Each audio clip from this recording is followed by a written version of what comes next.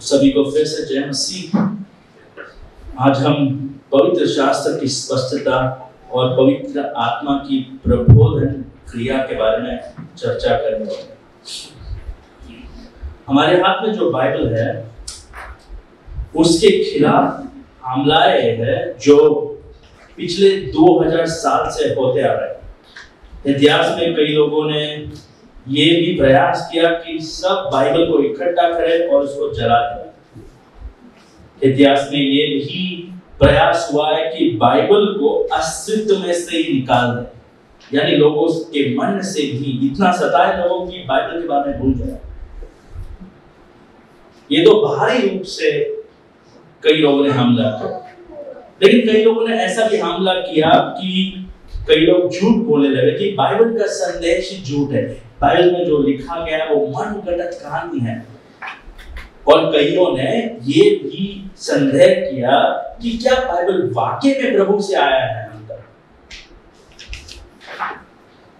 तो ये तो 15 शताब्दी तक होते रहा। 16वीं शताब्दी में जब अगर आप इस कलीसिया को आ रहे हैं तो आपको पता है कि हम सुधार के बारे में बात करते हैं, रिफॉर्मेशन के बारे में जो यूरोप में हुआ था।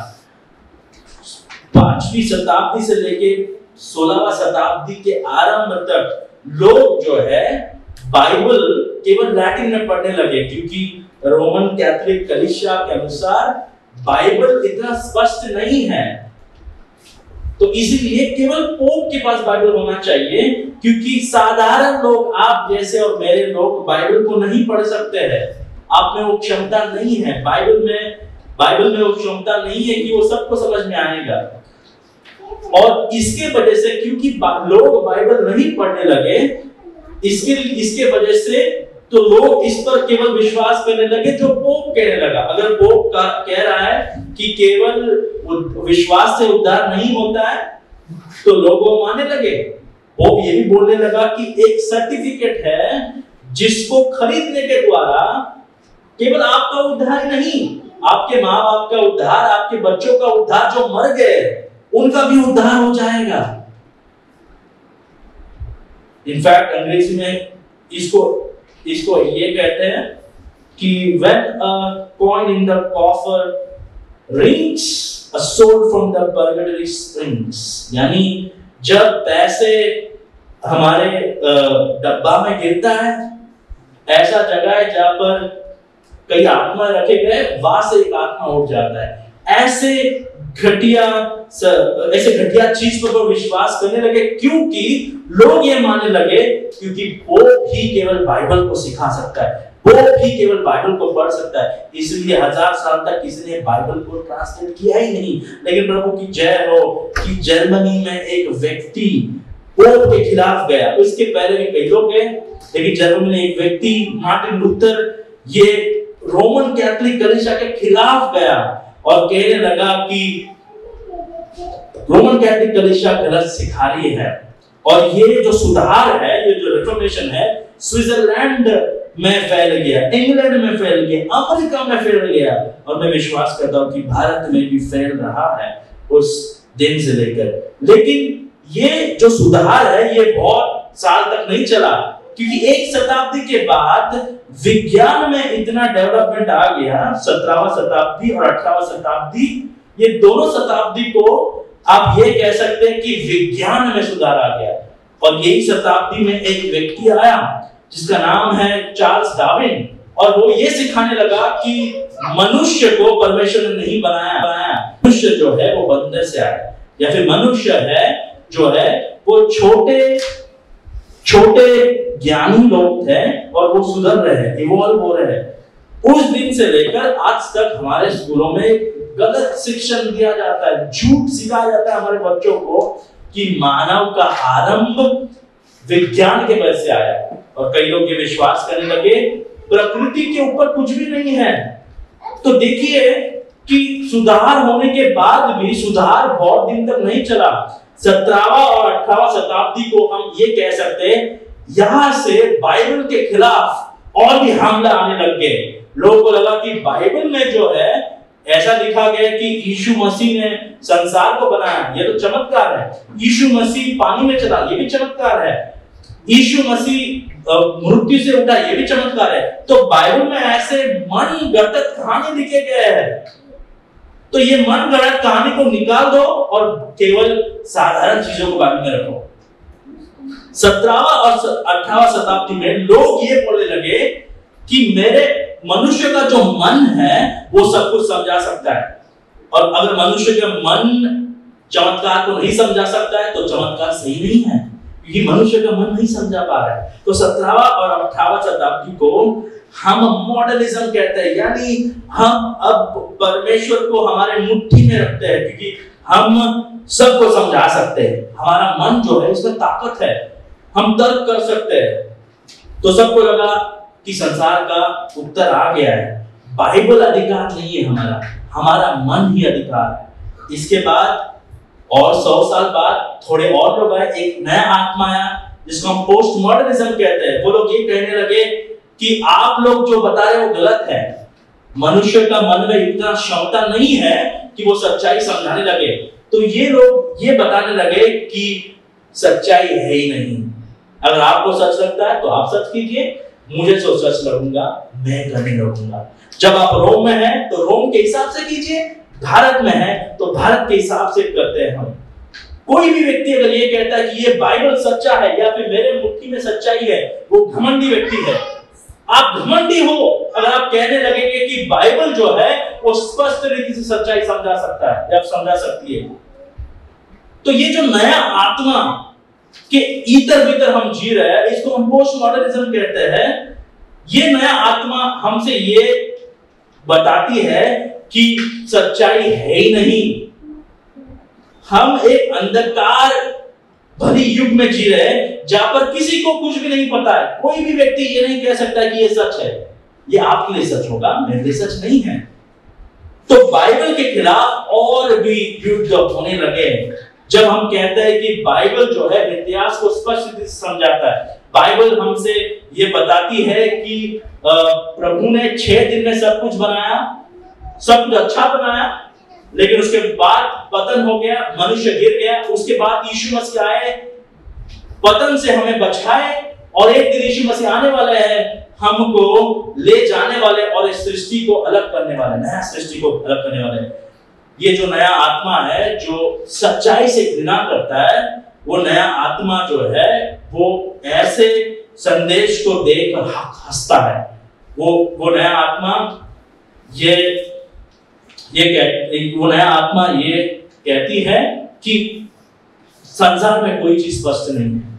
ये जो ख्रीस्ती लोग कह रहे हैं कि बाइबल में सब कुछ स्पष्ट रीति से लिखा गया है, बाइबल मसीह के ओर से एक पुस्तक है, ये गलत है। तो पिछले 100-150 सालों से लोग बाइबल के खिलाफ आने लगे, क्योंकि ख्रीस्ती लोग केवल ऐसे लोग हैं जो कहते हैं कि हमारे हाथों में स्पष्ट प्रकटीकरण दिया गया है। कोई भी धर्म हमें स्पष्ट रीति से इतिहास नहीं समझाता है कि इस संसार में हम क्यों है, इसका प्रश्न केवल बाइबल देता है। ये संसार कैसा है, इसका प्रश्न बाइबल देती है। ये संसार में क्या गलत हो गया है और क्या गलत हुआ है, उसको हम सही कैसे कर सकते हैं, हम कहाँ जा रहे हैं, जीवन का अर्थ क्या है, इतिहास कहाँ जा रहा है, ये सब का स्पष्ट रीति से उत्तर बाइबल में दिया गया है। और ये युग के नए आत्मे को ये अच्छा नहीं लगता है। इनको लगता है कि ख्रीस्ती लोग बहुत ही घमंडी लोग हैं, क्योंकि वो लोग ये कह रहे हैं कि उनके हाथों में सच्चाई है, और ये लोग बाइबल के खिलाफ जाने लगे और कहने लगे कि बाइबल स्पष्ट नहीं है, बाइबल में स्पष्ट रीति से दिया नहीं गया है। बाइबल का संदेश हमें गुमराह करता है। तो एक नया आत्मा जो ये कहती है कि सच्चाई है ही नहीं, हमारे हाथों में संदेश है ही नहीं, हमारे हाथों में परमेश्वर का वाणी है ही नहीं, परमेश्वर इतने दूर है हमसे कि वो हम तक पहुंच ही नहीं सकते, वो एक आत्मा। और दूसरा आत्मा रोमन कैथोलिक कलीसिया का आत्मा है, जो रोमन कैथोलिक कलीसिया का आत्मा ये सिखाती है कि केवल पोप के पास अधिकार है। अगर पोप कहता है कि बाइबल गलत है तो बाइबल गलत है। तो ये दोनों आत्मा के खिलाफ बाइबल हमसे ये सिखाती है कि जब हम नम्र होकर बाइबल के पास आते हैं, बाइबल में हमें परमेश्वर का स्पष्ट संदेश दिया गया है। इससे और स्पष्ट संदेश कहीं नहीं दिया गया। जब हम नम्र होकर आते हैं, जब हम वाकई में बाइबल को संदर्भ में पढ़ते हैं और जब हम सीखना चाहते हैं, जब हमारे पास 3 ऐसे बर्ताव होते हैं, बाइबल में हमें परमेश्वर की वाणी सुनाई देती है, हमें उसका इच्छा समझ में आता है और हमें वो सब कुछ ज्ञान मिलता है जिसके द्वारा हम प्रभु को समझ पाएंगे, उसकी इच्छा को समझ पाएंगे, हम अच्छे काम करने के लिए सक्षम बनेंगे और हम यीशु मसीह जैसे बन पाएंगे। आज का संदेश हमें यह सिखाएगी कि बाइबल का संदेश स्पष्ट है। बाइबल का संदेश स्पष्ट है। तो आज से पहले हमने 6 प्रचार को सुना। तो पहले 2 सप्ताह हमने प्रभु का प्रकटीकरण को सुना। बाइबल जो है वो परमेश्वर की ओर से आया है, इसको किसी ने उत्पन्न नहीं किया है। अगर परमेश्वर नहीं बात करते तो हम तक संदेश आता ही नहीं। यानी परमेश्वर बात नहीं करते तो हम भी इस संसार के इस अंधे लोग जैसे होते हैं। फिर बाद में तीसरा और चौथा हफ्ता हमने ये सीखा कि बाइबल का स्वरूप क्या है, बाइबल का नेचर क्या है, राइट, स्वभाव क्या है। बाइबल जो है ये प्रेरित लोग के लेखों ने लिखा है, इसके वजह से हम तक आया। और दूसरा, बाइबल जो है ये परमेश्वर श्वासित है, यानी परमेश्वर ने फूंक दिया है बाइबल को बाहर। समझने की ऐसा कि बाइबल को वो दर्जा मिलता है जो दर्जा परमेश्वर के शब्दों को मिलता है, जो शब्दों के द्वारा प्रभु ने सब कुछ बनाया है, वही दर्जा हम बाइबल को देते हैं। तो हम एक साधारण पुस्तक को ऊंचा उठाना नहीं चाहते। ये पुस्तक ऊंचा ही ऑलरेडी, इसका दर्जा ही ऊंचा है।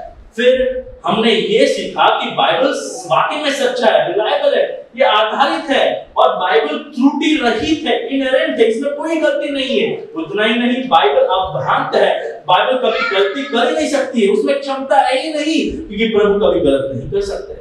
और पिछले हफ्ते मेरे भाई से आपने ये सीखा कि बाइबल काफी है, हमें कोई और नबी की जरूरत नहीं, हमें और कोई ज्ञान की जरूरत नहीं, और बाइबल काफी है। और बाइबल हमारे जीवन में आखिरी अधिकार है, विश्वास के लिए और हमारे जीवन के लिए, फेथ एंड प्रैक्टिस। आज हम ये सीखने वाले हैं कि बाइबल जो है वो स्पष्ट है, पर पवित्र शास्त्र की स्पष्टता और पवित्र आत्मा की प्रबोधन क्रिया, पवित्र आत्मा की प्रबोधन क्रिया। तो आज का मुख्य विचार यह है विश्वासियों, परमेश्वर ने अपनी इच्छा को अपने वचन में स्पष्ट रूप से प्रकट किया है और हमें पवित्र आत्मा की प्रबोधन सेवा की है, जो हमें परमेश्वर के वचन के प्रति अनुकूल प्रतिक्रिया देने और उसके अधीन होने में सहायता करता है।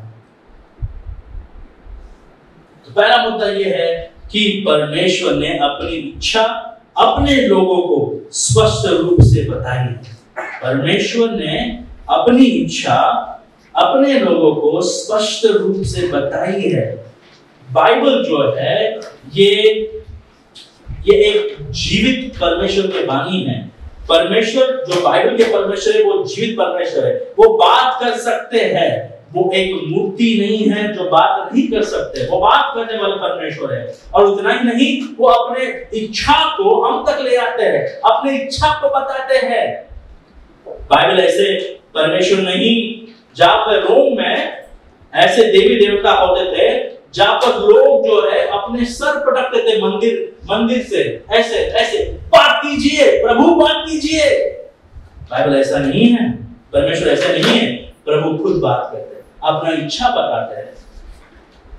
ये कोई हाथ से बनाया परमेश्वर नहीं है, ये एक पवित्र, सच्चा और धार्मिक परमेश्वर है जो सब कुछ बनाया अपने शब्दों के द्वारा।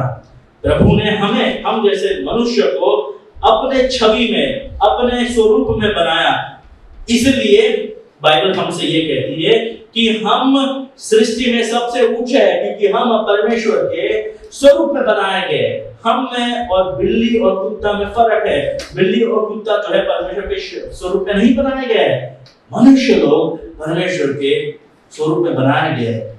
इसलिए हम एक विशेष रूप से परमेश्वर के साथ बात कर सकते हैं, हम आराधना कर सकते हैं, हम उनके वचन को सुन सकते हैं, पढ़ सकते हैं, ग्रहण कर सकते हैं, तर्क कर सकते हैं। ये प्राणियों में नहीं है, ये बिल्ली कुत्ता में नहीं है। हम विशेष, we are the crown of the creation, हमारा दर्जा ऊंचा है। और प्रभु केवल उनके लोगों के साथ बात करते हैं। प्रभु ने अपना इच्छा उनके लोगों तक लेकर आया। उतना ही नहीं, प्रभु जो है ये उजाला है। मैं ये नहीं कह रहा हूं कि प्रभु उजाले में है या फिर प्रभु उजाला देता है, मैं ये कह रहा हूं कि प्रभु ही उजाला है, राइट? प्रभु उजाला है और प्रभु में कोई अंधकार नहीं है। प्रभु कभी भी झूठ नहीं बोल सकते। मैं ये नहीं कह रहा हूं कि प्रभु झूठ नहीं बोलते, मैं ये कह रहा हूं प्रभु झूठ बोल ही नहीं सकते, इसलिए कभी नहीं बोलते। और इससे बढ़कर प्रभु सब जानते हैं, प्रभु सर्वशक्तिमान भी है। इसीलिए प्रभु में उतना क्षमता है कि वो अपने लोगों से स्पष्ट रीति से, सच्चाई से बात करे। और उन्होंने बात किया। हमारे हाथों में जो वचन है ये कोई मनगढ़ंत कहानी नहीं है। प्रभु ने हमसे गलत रीति से बात नहीं किया। प्रभु ने हमसे रॉन्ग इंफॉर्मेशन नहीं शेयर किया है। जैसे कि मजाक में कई बार बच्चे कहते हैं पता बताते हुए गलत पता बताते, प्रभु ने ऐसा नहीं किया है हमसे। ये जो शताब्दी का आत्मा है वो ये मानती है कि प्रभु ने बात तो किया है लेकिन प्रभु ने हमसे झूठ कहा है, या फिर प्रभु ने हमसे बात किया है लेकिन उतना स्पष्ट नहीं है। नहीं, हम ये मानते हैं कि बाइबल में प्रभु ने स्पष्ट रीति से बात किया, जानबूझकर प्रभु ने झूठ नहीं बोला है। अगर प्रभु ऐसा करते, अगर प्रभु हमें गलत मार्ग में चलाते, अगर प्रभु हमको गुमराह करते, तो ये प्रभु के चरित्र के खिलाफ है। तो जो कोई चीज, जो कोई ज्ञान उद्धार के लिए, जीवन के लिए, धार्मिकता के लिए जरूरी है, वो ज्ञान को प्रभु ने स्पष्ट रीति से बाइबल में दिया है। तो कोई भी बाइबल को पढ़ सकते हैं। ऐसे कितने कहानी हैं जो लोग कहने लगे कि मैं बाइबल इसलिए पढ़ने लगा ताकि मैं बाइबल को फाड़ डालूं, ताकि बाइबल में गलती दिखाऊं। लेकिन बाइबल ने मेरे अंदर गलती दिखाई और मैंने बाइबल को नहीं पढ़ा, बाइबल ने मेरे घमंड को पढ़ा। ऐसे कितने गवाही हम सीखते हैं, क्योंकि बाइबल स्पष्ट है। उनको इतना स्पष्ट रीति से कोई आज तक नहीं बात की है। प्रभु जो है जानबूझकर बाइबल के अंदर रहस्य चीज नहीं डालते हैं। प्रभु ने अपने आप को जानबूझकर नहीं छुपाया। प्रभु ने अपने योजनाओं को जानबूझकर नहीं छुपाया। प्रभु ऐसे प्रभु नहीं है जो छुपाते हैं और फिर शिक्षा देते नहीं। प्रभु ने बाइबल में स्पष्ट रीति से हम तक उसका इच्छा ले आया, वो हम तक पहुंचा, हम उसके पास नहीं गए। देखिए, प्रभु जो है वो इस संसार के ऊपर है, उस तक कोई नहीं जा सकता है। मैं पता है हम मून पर गए, राइट? चंद्रमा पर गए हम, राइट? हमें पता है कि हम स्पेस में जा रहे हैं, लेकिन हम केवल सरफेस स्क्रैच कर रहे हैं, राइट? हम केवल सरफेस स्क्रैच कर रहे हैं। ऐसे कई सारे स्पेस है उधर जिसका हमें कोई पता नहीं है। तो ये यहां तक हम जाकर ये नहीं कह सकते कि हमने प्रभु को हासिल किया। नहीं, प्रभु इतने ऊंचे हैं, प्रभु इतने बड़े हैं कि कोई उस तक नहीं जा सकता है। लेकिन प्रभु हम तक पहुंचे और उन्होंने अनुग्रह दिखाया हम पर। कैसा अनुग्रह दिखाया? हमसे बात किए। ये जो प्रभु जिसका इच्छा हमें नहीं पता, ये जो प्रभु जो भयंकर है, पवित्र है, ये जो प्रभु जो सबका राज न्याय करने वाला है, अगर ये प्रभु बात नहीं करते स्पष्ट रीति से, तो हम खोए हुए लोग होते हैं, हम अंधकार में जीते हैं। लेकिन प्रभु अनुग्रह दिखाया, वो हम तक आए, क्योंकि हम उनके पास नहीं जा सकते। वो आए और स्पष्ट रीति से इन्होंने हमसे वार्तालाप किया उनके वचन के द्वारा, ताकि हम उनको जान सके और उनके मार्गों को जान सके।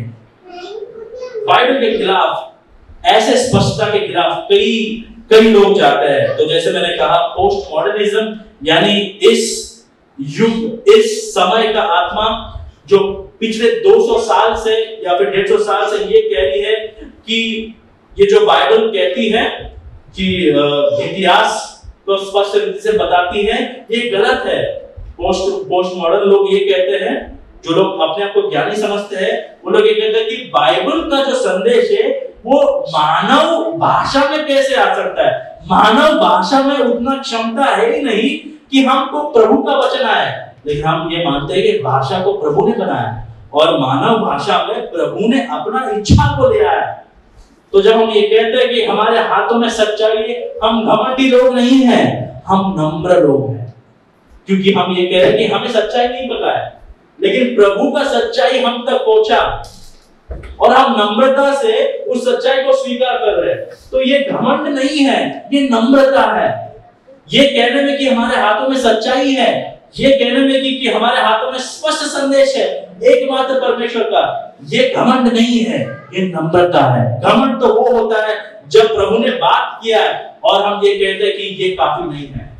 जब प्रभु ने बात किया और हम ये कहते हैं कि ये स्पष्ट नहीं है, ये सच नहीं है, ये झूठ है, ऐसे कैसे हो सकता है। प्रभु ने हमसे बात किया और हमें नम्र बनना है और ये कहना है कि प्रभु स्पष्ट संदेश के लिए आपको धन्यवाद देता हूं।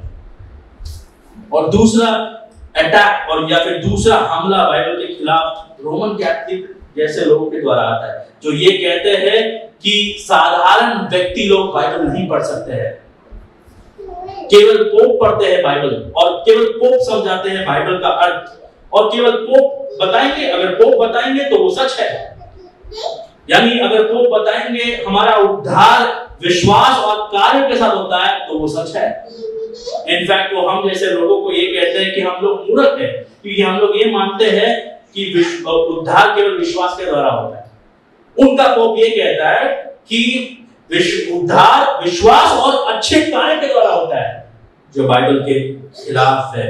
लेकिन बाइबल हमसे ये कहती है कि बाइबल स्पष्ट पुस्तक है, इतना स्पष्ट है कि जेरोम एक व्यक्ति वो ये कहता है कि एक बच्चा भी चल सकता है बाइबल में, और इतना गहरा है कि एक हाथी भी उसमें कूद सकता है। यानी एक बच्चे को भी समझेगा बाइबल, और उतना गहरा है कि एक ज्ञानी व्यक्ति को भी उसका गहराई कभी नहीं समझेगा। ये बाइबल की खूबियां है। वचन में हम ये सीख सकते हैं। देखिए व्यवस्था 6 और 7 प्रभु जो है आज्ञा देता है मूसा को और ये कहता है, और ये आज्ञाएं जो मैं आज तुझको सुनाता हूं वे तेरे मन में बनी रहे, और तू इन्हें अपने बाल बच्चों को समझाकर सिखाया करना, और घर में बैठे मार्ग पर चलते लेटते उठते और इनकी चर्चा किया करना। तो प्रभु जो है मूसा से ये कहते हैं कि बाइबल बच्चों को सिखाओ। अगर बाइबल स्पष्ट नहीं है तो बच्चों को कैसे सिखाएंगे।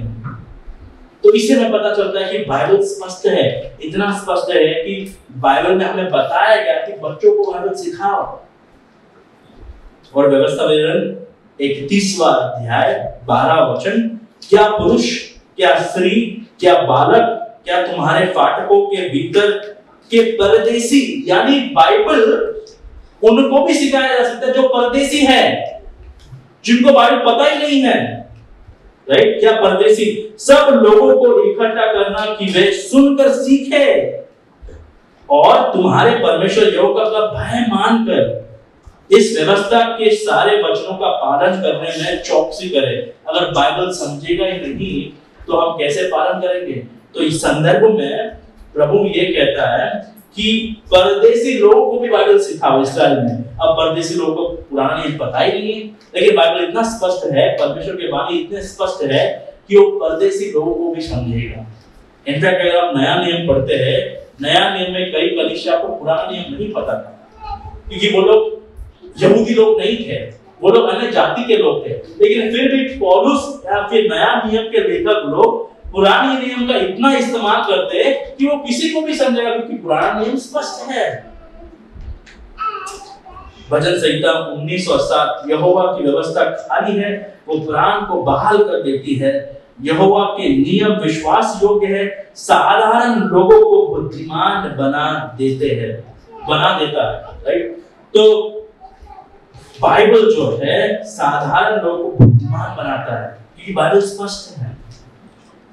भजन संहिता 119:105 तेरा वचन मेरे पाँव के लिए दीपक और मेरे मार्ग के लिए उजियारा है। तो बाइबल में कोई अंधकार नहीं है, बाइबल में कोई गलती नहीं है, बाइबल स्पष्ट है। जैसे उजाला स्पष्ट है, बाइबल भी स्पष्ट है और हमारे कदमों के मार्गदर्शन है। 130 वही अध्याय का तेरी बातें के खुलने से प्रकाश होता है, उससे बोले लोग समझ प्राप्त करते हैं। तो बाइबल के द्वारा हमें समझ प्राप्त होती है। बाइबल स्पष्ट है। नीति वचन 6:23 आज्ञा तो दीपक है और शिक्षा ज्योति और सिखाने वाले की डांट जीवन का मार्ग है। बाइबल जो है वो बहुत ही स्पष्ट संदेश है। बाइबल जो है ये ऐसा पुस्तक नहीं जहां पर इसको इस्तेमाल करते कोई भी अर्थ निकाल दे। ऐसे कई पुस्तक है संसार में, ऐसे कई धर्म है, ऐसे कई मार्ग है जहां पर जो लोग पढ़ रहे हैं उनको उसका अर्थ ही नहीं पता। बाइबल ऐसा पुस्तक नहीं है। बाइबल स्पष्ट है, इसका अर्थ एक है, एक पद का अर्थ एक है। जब आप बाइबल पढ़ते हैं, जैसे मैं भाषा में बात कर रहा हूं आपको समझ में आ रहा है, वैसे ही जब आप बाइबल पढ़ते हैं आपको बाइबल समझ में आती है। तो इसमें बाइबल को पढ़ने में हमें कोई याजक की जरूरत नहीं है, राइट? हमें कोई पोप की जरूरत नहीं है जो आकर हमें बाइबल को पढ़कर सिखा दे। बाइबल आपके भाषा में, आपके हाथों में दिया गया है। यानी प्रभु ये चाहता है कि उसका वाणी, उसका संदेश हर एक मनुष्य पढ़े। अब मैं ये नहीं कह रहा हूं कि बाइबल का हर एक पद स्पष्ट है। ऐसे कई सारे पद है जो समझने में थोड़े कठिन है। वो कठिन इसलिए नहीं क्योंकि वो पद ही ऐसा है, नहीं, कठिन इसलिए क्योंकि ये हमारा समस्या है। हम लोग पापी लोग हैं और हम लोग मनुष्य हैं। इसीलिए जब ऐसा कोई कठिन पद आए, हमको नम्र बनना है, हमको ऐसा आत्मा के साथ आना, ऐसा बर्ताव के साथ आना है बाइबल के सामने कि हमको प्रभु सीखना है। जब हम ऐसे आत्मा के द्वारा बाइबल के पास आते हैं, बाइबल एक स्पष्ट पुस्तक है। बाइबल में जानबूझकर, राइट, जैसे कि बच्चों को पजल दिया जाता है, बराबर, एक ऐसा चित्र होता है और उनके हाथों में ऐसा और एक चित्र होता है जहां पर अदल बदल हो गया है, राइट, और ये चित्र को देख के उनको फिर से चित्र बनाना पड़ता है, सब भाग को जोड़ना पड़ता है। बाइबल ऐसा पुस्तक नहीं है। स्पष्ट रीति से परमेश्वर जो चाहते हैं कि मेरे लोग मेरे इच्छा को समझे, बाइबल में उसका इच्छा को स्पष्ट रीति से दिया जाए। ये कोई रॉकेट साइंस नहीं है जहां पर लोगों को अपना माथा फोड़ना पड़ता है कि प्रभु आप कौन है हमें बताइए। जहां पर लोगों को अपना पूरा संपत्ति दे देना पड़ता है कि प्रभु उद्धार का मार्ग हमें समझाइए, प्रभु आप चाहते क्या है समझाइए। ये ऐसा पुस्तक नहीं, ये ऐसा मार्ग नहीं है। बाइबल में ऐसा संदेश नहीं दिया गया है। जब लोग पढ़ते हैं लेकिन लोगों को पता नहीं कि उनका उद्धार हो गया कि नहीं। बाइबल एक स्पष्ट संदेश है। जब लोग पढ़ते हैं, लोगों को पता है कि बाइबल कहती है कि एक ही परमेश्वर है और हमने पाप किया है, पतन हो गया है। यीशु मसीह वो नबी है, यीशु मसीह वो राजा है, यीशु मसीह वो प्रीस्ट है या याजक है जो हमारे लिए आए, मरे, गाड़े गए, जिससे जी उठे। वो एक दिन आने वाला है, हमारा न्याय करने वाला है। ये स्पष्ट रीति से दिया गया है बाइबल में। बाइबल एक स्पष्ट पुस्तक है भाई और बहनों। जो ये युग का आत्मा जो हमसे झूठ कहती है कि सच्चाई है नहीं, कोई भी सच्चाई नहीं जान सकते, वो लोग मूर्ख है, अंधे लोग हैं, घमंडी लोग हैं। जब स्पष्ट संदेश दिया गया है उसके खिलाफ जा रहे हैं, वो लोगों को गुमराह कर रहे हैं और एक दिन उनका न्याय प्रभु करने वाला है। लेकिन जिनको प्रभु ने उद्धार दिया है, जब वो बाइबल पढ़ते उनको पता है कि बाइबल कितना सच है। बाइबल में कोई झूठ नहीं है, बाइबल में कोई जानबूझकर गुमराह करने वाले बातें नहीं लिखे गए हैं। जो लोग बाइबल इसलिए पढ़ते हैं ताकि हम दिखाए कि इसमें गलती क्या है, उनको हर एक पढ़ने में गलती दिखेगी, क्योंकि गलती बाइबल में नहीं है, गलती उन्हें में है। वो जैसे पढ़ रहे वो गलत है, लेकिन जब हम नम्र बन के आते हैं, पवित्र आत्मा के पर निर्भर होके हम आते हैं, बाइबल को पढ़ते हैं, तो बाइबल एक स्पष्ट पुस्तक है। स्पष्ट रीति से बाइबल में बताया गया है कि प्रभु ने इस जगत को बनाया, लेकिन हम उसके खिलाफ गए और यीशु मसीह केवल एक मार्ग है और आने वाले युग में क्या होने वाला है वो भी स्पष्ट रीति से बताया गया। इससे स्पष्ट संदेश, इससे स्पष्ट पुस्तक, इससे स्पष्ट रीति से परमेश्वर का इच्छा और कोई हमें नहीं बता सकता है। प्रभु में क्षमता है कि स्पष्ट रीति से हमसे बात करे और उन्होंने किया है। और बाइबल की स्पष्टता देखिए, बाइबल इब्रानी में भाषा में लिखा है, अरामिक में लिखा है, यूनानी में लिखा है, लेकिन जो कोई भाषा में उसका भाषांतर हो रहा है वहां पे भी उसका स्पष्टता दिखता है। तो उसका स्पष्टता केवल यूनानी भाषा में ही नहीं, इब्रानी भाषा में नहीं, ऐसे भी भाषाओं में दिखता है जो भाषा आप जानते भी नहीं। जो भाषा हम जानते हैं वो हो गया सिटी का भाषा, लेकिन ऐसे गांव है जिनके राष्ट्र को छोड़ो, गांव का भी एक लैंग्वेज है, लेकिन उसमें भी बाइबल का भाषांतर हुआ है और उसमें भी लोग संदेश पढ़ रहे हैं। बाइबल स्पष्ट है। बाइबल केवल स्पष्ट ही नहीं, उसके साथ प्रभु इतने दयालु हैं कि हमें एक और सेवकाई दिया बाइबल ने। जब यीशु मसीह यूहन्ना का किताब 14, 15, 16 में अपना आखिरी संदेश देता है ओलीव के पर्वत पर, यीशु मसीह ये कहते हैं कि मेरे जाने के बाद पवित्र आत्मा आएगा और पवित्र आत्मा आपको, देखिए मैं पढ़ रहा हूँ 16 अध्याय 13 वचन, यूहन्ना किताब 16 अध्याय 13 वचन, परंतु जब वो अर्थात सत्य का आत्मा आएगा तो तुम्हें सब सत्य और मार्ग, सत्य का मार्ग बताएगा, क्योंकि वह अपनी ओर से ना कहेगा परंतु जो कुछ सुनाएगा वही कहेगा और आने वाली बातें तुम्हें बताएगा। सत्य का आत्मा या फिर सच्चाई का आत्मा पवित्र आत्मा है।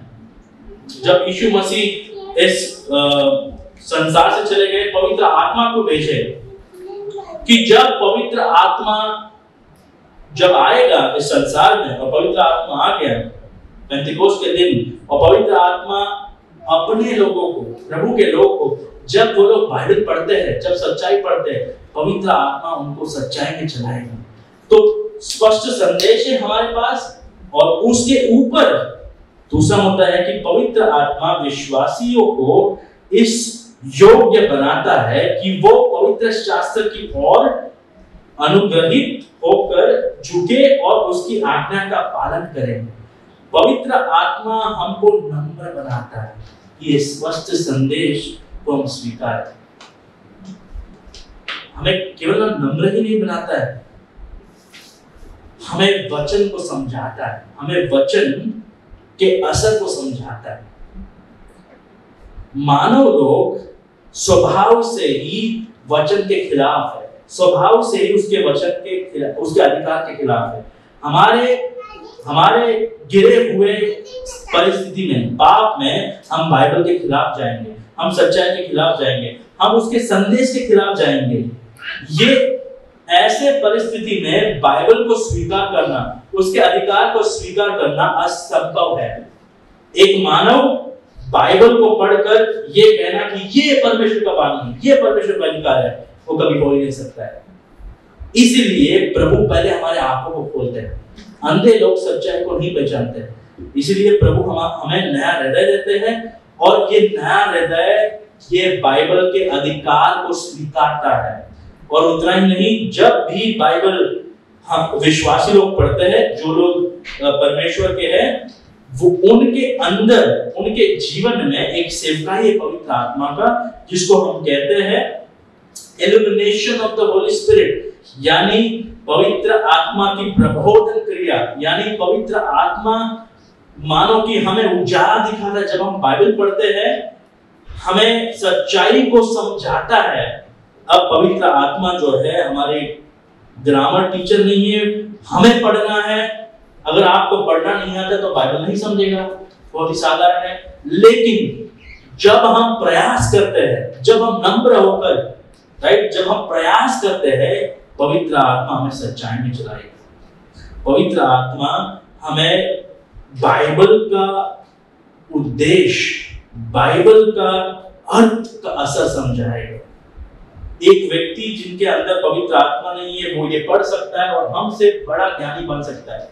पहले शताब्दी में जो लोग वकील होते थे उनको रोमी का किताब यूनानी भाषा में पढ़ना पड़ता था, क्योंकि रोमी का किताब में जो तर्क किया गया है वो बहुत ही ज्ञानी लोग पढ़ते हैं।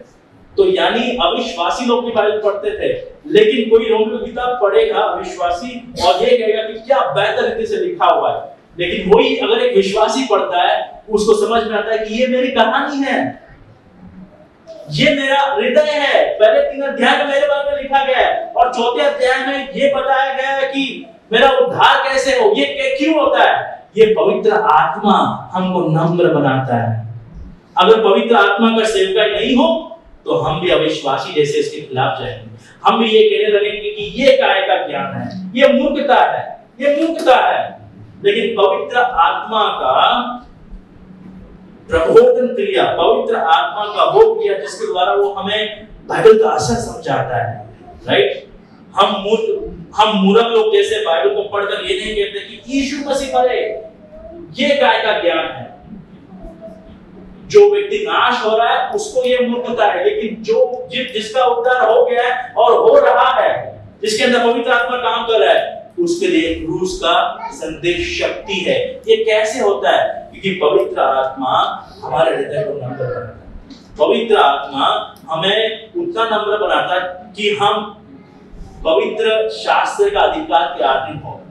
देखिए हम ये देखते हैं पहला कोरिन्थियुस 2 अध्याय 4 और 5, और मेरे वचन के ज्ञान की और मेरे प्रचार की और मेरे प्रचार में ज्ञान की लुभाने वाली बातें नहीं, परंतु आत्मा और सामर्थ का प्रमाण था, इसलिए कि तुम्हारा विश्वास मनुष्य के ज्ञान पर नहीं परंतु परमेश्वर की सामर्थ पर निर्भर हो।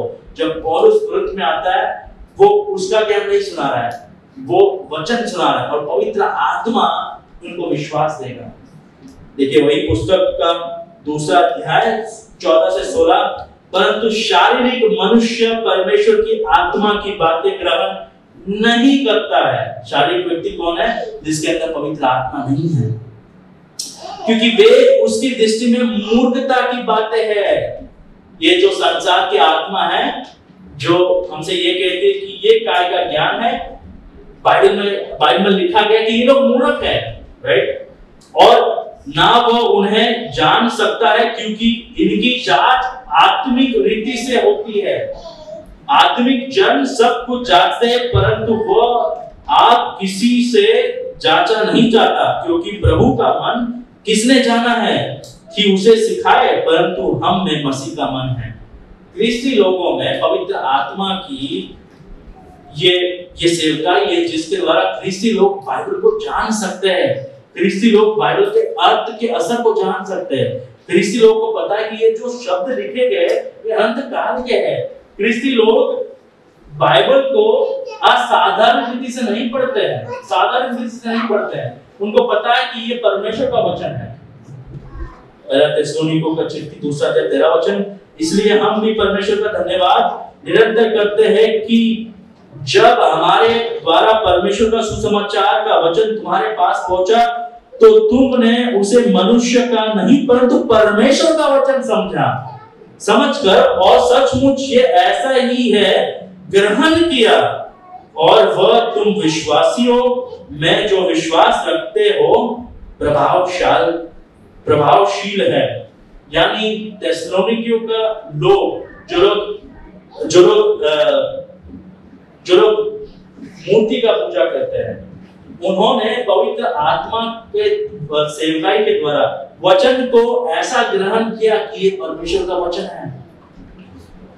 पहला यूहन्ना 2:20 और 21, परंतु तुम्हारा तो इस पवित्र उस पवित्र से अभिषेक हुआ है और तुम सब कुछ जानते हो।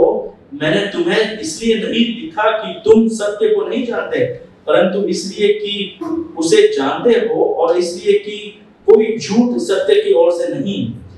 दूसरा अध्याय 27 वचन, परंतु तुम्हारा वह अभिषेक हो, वो अभिषेक जो उसकी ओर से किया गया है तुम में बना रहता है और तुम्हें इसका प्रयोजन नहीं कि कोई तुम्हें सिखाए, वरन जैसे वो अभिषेक जो उसकी ओर से किया गया तुम्हें सब बातें सिखाता है और ये सच्चा है और झूठ नहीं, और जैसे उसने तुम्हें सिखाया है वैसे ही तुम उसके बने रहते हो। तो यहाँ पर जो अभिषेक के बारे में बात हो रहा है, ये पवित्र आत्मा का अभिषेक है। हर एक विश्वासी को पवित्र आत्मा का अभिषेक दिया ताकि वो सच्चाई को जाने, सच्चाई को परखे, सच्चाई में चले। हर एक विश्वासी के अंदर पवित्र आत्मा का कार्य है। पवित्र आत्मा हमें वचन को समझाता है, वचन के असर को ग्रहण करने में क्षमता देता है। पवित्र आत्मा हमारे हृदय को नम्र बनाता है। हम पवित्र आत्मा के सेवकाई के द्वारा वचन को अविश्वासी लोग जैसे नहीं देखते। अगर आप आज वचन को पढ़ रहे और आज आप नम्र बनकर वचन के अधीन रह रहे, तो ये आपका अच्छाई नहीं है, ये पवित्र आत्मा का काम है। अगर पवित्र आत्मा आपके अंदर काम नहीं करते तो आप भी संदेश को सुनकर ये कहेंगे कि ये मूर्खता है, ये मूर्ख संदेश है।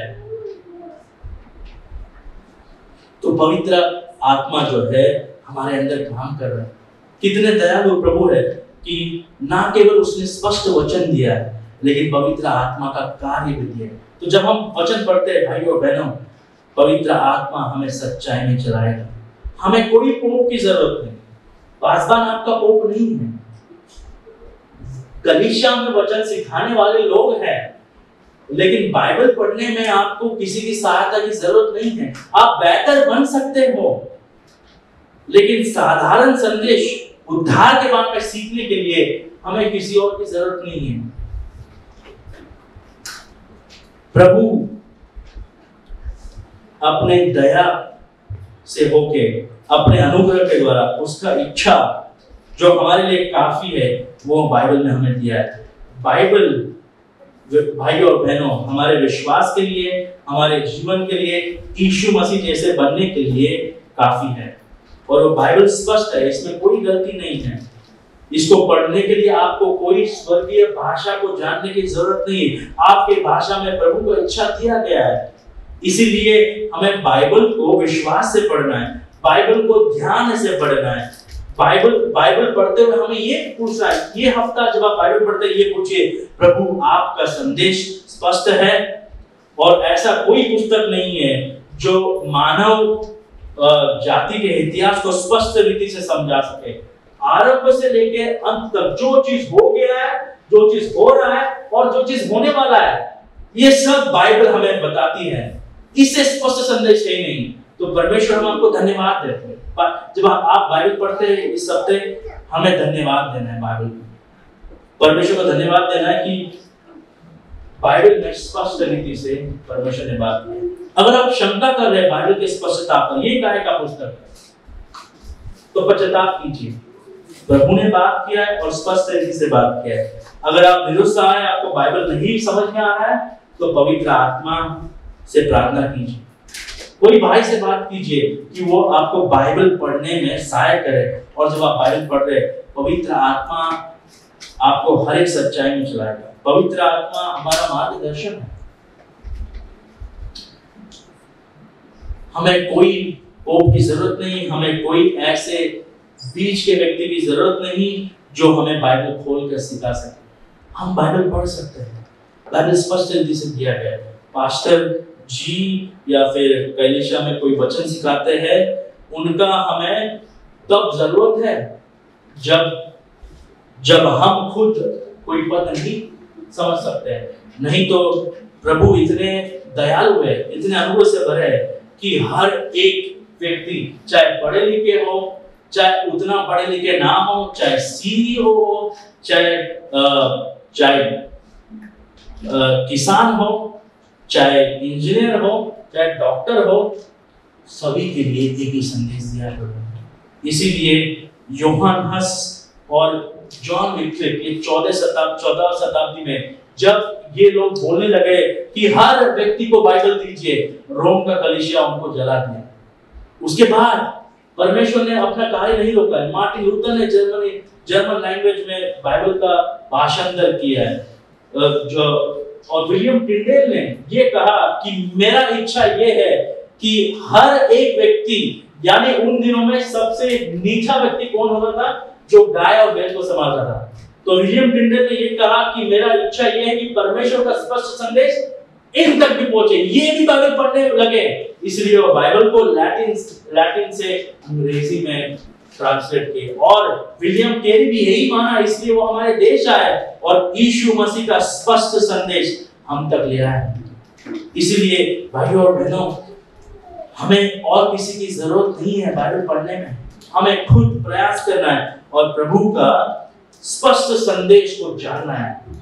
प्रभु का स्पष्ट संदेश उसके वचन में दिया गया है। आइए हम हमारे बाइबल को खोलें, आइए हम हमारे बाइबल को खोलें और परमेश्वर से ये पूछें कि प्रभु बात कर, बोल प्रभु, आपके स्पष्ट संदेश के द्वारा आपकी इच्छा को हम तक दिखा। अगर हम बाइबल को नहीं पढ़ेंगे, हम प्रभु को नहीं जान सकते। अगर हम प्रभु को नहीं जानेंगे तो हम आत्मिक जन्म में नहीं बढ़ेंगे। अगर हम आत्मिक जन्म में नहीं बढ़ रहे तो हमें सच्चाई और झूठ में अंतर नहीं पता चलेगा। अगर हमें सच्चाई और झूठ में अंतर नहीं पता चलेगा, हमें ये नहीं पता चलेगा कि सही संदेश क्या है, गलत संदेश क्या है, सही प्रचारक कौन है, गलत प्रचारक कौन है, तो जब तक हम बाइबल का ज्ञान में आगे नहीं बढ़ेंगे, हमें सच्चाई नहीं पता चलेगा। अगर हम बाइबल को नहीं पढ़ रहे तो हमें प्रभु को नहीं पता नहीं। क्या हम ऐसे विश्वासी बनना चाहते हैं कि जिनको प्रभु पता है लेकिन प्रभु के बारे में पता नहीं? ये तो ऐसे ही हो गया कि एक व्यक्ति अपने बीवी का नाम जानता है लेकिन बीवी के बारे में कुछ नहीं जानता। ऐसा रिश्ता नहीं होता है भाई और बहनों। जैसे आपको अपने बीवी को या पति को और जानना पड़ता है समय के प्रति, वैसे ही हमको प्रभु के ज्ञान में बढ़ना है, क्योंकि प्रभु का ज्ञान हमारा प्रेम को बढ़ाता है, प्रभु का ज्ञान हमें सच्चाई में चलाता है। प्रभु के ज्ञान में जब हम बढ़ते हैं, हम सच और गलत में अंतर दिखा सकते हैं। सच्चा सुसमाचार, गलत सुसमाचार में अंतर दिखा सकते हैं। हम हमारे बच्चों को पढ़ा सकते हैं। प्रभु ने स्पष्ट रीति से अपना इच्छा हम तक ले आया। क्या ही भाग्यशाली लोग हैं, क्या ही धन्य लोग हैं। हमें ये भी पता है कि आरंभ क्या है, हमें ये भी पता है कि अंत में क्या होने वाला है, स्पष्ट रीति से हमें पता है। लेकिन क्या हम भी अंधे लोग जैसे इस संसार में जी रहे हैं? हमारे हाथों में ज्ञान है, हमारे हाथों में उजाला है, हमारे हाथों में स्पष्ट रीति से इच्छा है, और हम उस संदेश को नहीं पढ़ पा रहे। हमारे पास समय नहीं है, दिलचस्पी नहीं है, या फिर फर्क ही नहीं पड़ता है। हमें पश्चाताप करना चाहिए इस शाम के समय कि हम लोग प्रभु के स्पष्ट संदेश को जानने की कोशिश नहीं करते। संसार में सब चीजों के समय है, लेकिन प्रभु के स्पष्ट संदेश, इच्छा को जानने के लिए हमें समय नहीं है। या फिर हम लोग घमंडी लोग हैं, क्योंकि हम जानते हैं कि बाइबल के बिना भी हम जीवन जी सकते हैं। बाइबल को जानना ये क्या जरूरी है? क्या हमें पता है? नहीं। अगर प्रभु का आवाज को नहीं सुनते तो हम उनके इच्छा को कभी पूरा नहीं कर सकते। नम्र बनना है, हमें नम्र। प्रभु आपके वचन के द्वारा बात करें। धन्यवाद दीजिए जब आप बाइबल खोलते हैं इस हफ्ते में। प्रभु आप उतने ऊपर हैं, मैं यहाँ पर हूँ, लेकिन आपका वाणी मुझ तक पहुंचा है, वो भी स्पष्ट भाषा में, स्पष्ट शब्दों में। आपको धन्यवाद देता हूँ। और प्रभु जैसे मैं बाइबल खोल रहा हूँ, पवित्र आत्मा मुझे हर एक सच्चाई में चलाए। धन्यवाद दीजिए पवित्र आत्मा के लिए जो हमें पद के असर को समझाता है, और धन्यवाद दीजिए प्रभु के पवित्र आत्मा के लिए जो हमें सच्चाई में चलाता है। प्रभु हमें अनुग्रह दे कि हम उसके स्पष्ट संदेश को समझें, उस पर संदेह ना करें, स्पष्ट संदेश के अनुसार उसकी इच्छा को समझें और उसकी इच्छा को पूरा करने के प्रयास में लगे रहें, क्योंकि एक दिन प्रभु हमारे न्याय करने वाला है। आज का सीख यह है, हमारे अनुग्रहकारी परमेश्वर ने अपनी इच्छा को अपने वचन में स्पष्ट रूप से प्रकट किया है और पवित्र आत्मा हमारी आंखें खोलकर पवित्र शास्त्र के अर्थ और महत्व को हमें समझाता है। क्या ही धन्य लोग